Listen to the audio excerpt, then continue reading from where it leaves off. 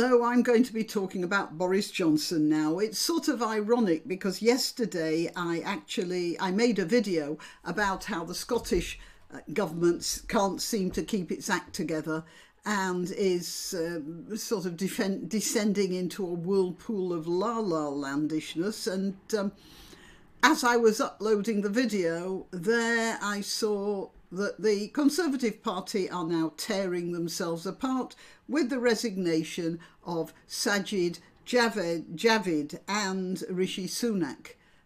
So that was fun, wasn't it? I thought, well, I'll upload that video anyway because it hasn't lost its validity if it has lost a little bit of its immediacy. And now I'm going to talk about the problems of the British government. So you Americans, don't go away because it's very much similar to the Trump problem in that Boris Johnson has been hounded by the press in the same way. You can see that they were from a long time ago trying to unseat him. They didn't try so hard until they saw what the American mainstream media had done to Trump, and that seemed to empower them. And then they started with a vengeance. The other quarter that Boris is being attacked from, of course, is the civil service, because the civil service, well, while they were in the EU, they had things fairly easy. They had a lot of power and no responsibility. They got the pensions, they got the good salaries, but they didn't carry the can. You know, if something went wrong, it was always the EU's fault, and the civil service got nice and cosy with that. All right, so in your case, let's start with Donald Trump. He was the media idol as long as he was making money for them. Yeah, but they couldn't forgive him for getting in the way of Hillary Clinton. And in our case, it's the media.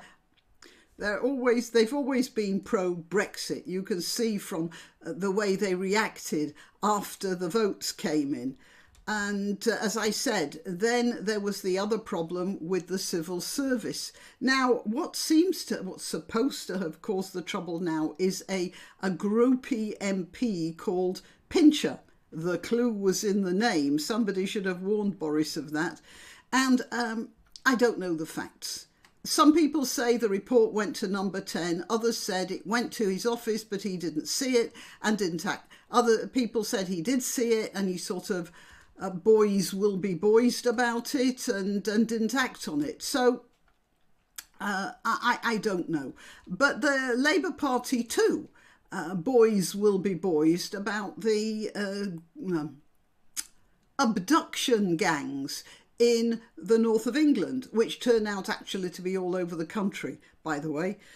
And the press are angry. They're angry with the police. They sometimes broadcast pathetic, sad stories from girls who've been abused, and occasionally they've mentioned the fact that some of the girls have actually disappeared. But they don't blame Gordon Brown for it, although the message went to his office. There's very little finger pointing. There's some, even as has been mentioned, you know, you're not supposed to speak ill of the dead, but the MP that was, I have to say this, unjustified, tragically murdered. There was absolutely no reason to kill her. I'm not arguing for that. But the MP that was murdered by somebody who believed he could thereby stop Brexit, I don't know what was going through his silly mind. But she was an MP in an area where there was abuse going on. She didn't say anything about it. So this saintly woman who achieved sanctity by being murdered and shouldn't have been murdered, I do have to keep saying that because you get some total nutcases on the internet, but she wasn't that good an MP from my point of view. That, of course, is no cause to kill anyone. Anyway, there are gropey MPs in every political party. There are anti-Semitic MPs in every political party, although apparently more in the Labour Party. There are MPs like the one in the Scottish Nationalists who was in London when she tested positive for COVID, spent the night in a flat in London and then got the train back to Scotland. Then there are there's a Labour MP who threatened to throw acid in the face of a rival over a man, and another Labour MP who apparently made lewd comments. I don't know quite what, but it had to do with sex of some sort to another MP. And there's the deputy head of the Labour Party herself, boasting of her somewhat unorthodox behaviour in the debating chamber and making references to her own body parts. No, they're all, I'm not saying that makes them worse, I'm saying that makes them as bad as each other. The only difference in what's going on is the way the media are attacking or restraining themselves over these people. So the state of play so far, Rishi Sunak resigns, as does Sajid Javid. And well, for Sunak, I think maybe it's self-preservation, because if inflation goes up any further, he doesn't want to be blamed for it. Sajid Javid has always had ambitions to leadership, and perhaps he can see that by causing a tidal wave, he might sweep Boris away and that might give him a chance. It won't.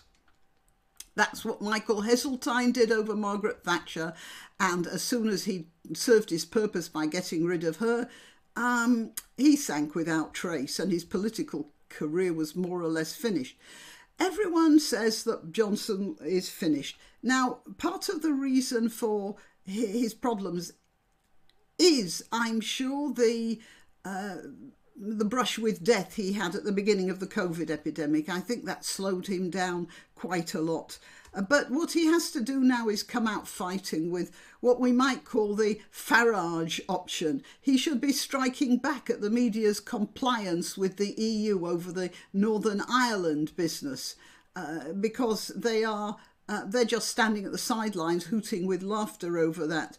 He should throw his considerable weight behind the people who are trying to stop illegal immigrants, and he should immediately start to the process of ditching the racial and religious hatred laws that have given the police so much power for so little result. And he should be dealing with all of this with a firm conviction. And in fact, he should be pushing ahead for the manifesto that got him elected. We still in Britain refer to the working classes. Many of them, for instance, a plumber is working class and earned far more than ever we did as academics. So the categorization is a little inaccurate. But even so, it means not middle-class metropolitan, which is what I would qualify as to anyone who doesn't know my political opinions. So let's just call it the working classes, the people in Hull and Leeds and Northampton and Birmingham and places like that. And the people who are actually under pressure from immigration and lack of more manual types of jobs, they are the people who used to be miners and factory workers, and they were always Labour voters, and they always had a great deal of loyalty to Labour, even when they knew that Labour was kicking them in the teeth. You know what, I think maybe I'll make a video about that. The working classes in Britain are the loyalist group of people on the planet.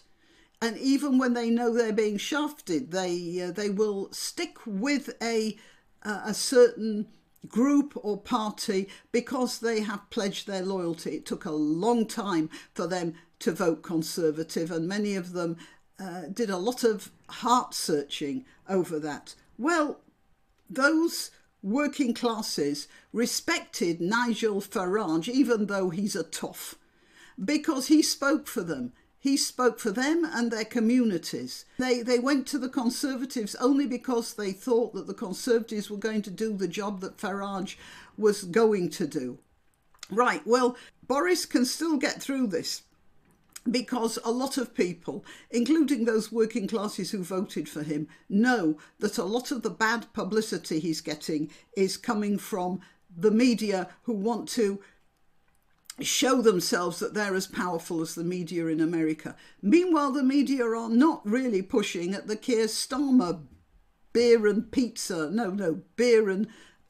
curry gate fiasco, which so far, by the way, is there was a student, apparently, he took a video of what was going on, and he says it was not work, it was purely social, and he's prepared to go to court to witness to that. So, but you don't get any of that in the papers, or just echoes of it. It's obvious there's a campaign going on.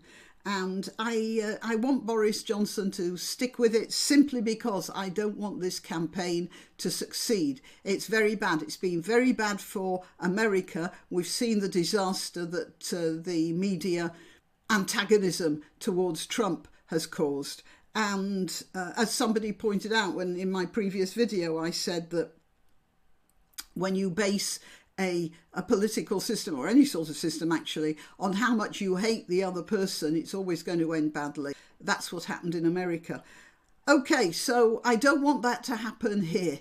And so for that sake, if that sake alone, Johnson should keep on fighting, but he should really come out and use this opportunity while he's still got a majority to ditch a lot of labour laws that are not necessary and that have crippled this country for years since Tony Blair put them into operation. Okay, well, that's it. I'm Granniopteryx. I'm to be found on YouTube, Rumble, Bitchute and Minds. And you can always find me at Granniopteryx on Twitter, Gab and Parler. I do urge you to join one of those, simply because I'll let you know when I've put a new video up, which the YouTube frequently doesn't do. So that's me, at Granniopteryx on Twitter, Gab and Parler. Right, I've got all that out. Please like this video, please share it. Please subscribe. Yeah, you may be subscribed, just check that you still are, that goes too. And contribute to the channel if you can. And I'll see you next time. Why not treat yourself or a favoured relative or friend to these magnificent examples of merch? The mugs and t-shirts come in the Granniopteryx design or Granbo, with a firearm or the more deadly knitting needles. Go to www.granniopteryx.com, and whatever platform you're watching this on, please click like, subscribe and share.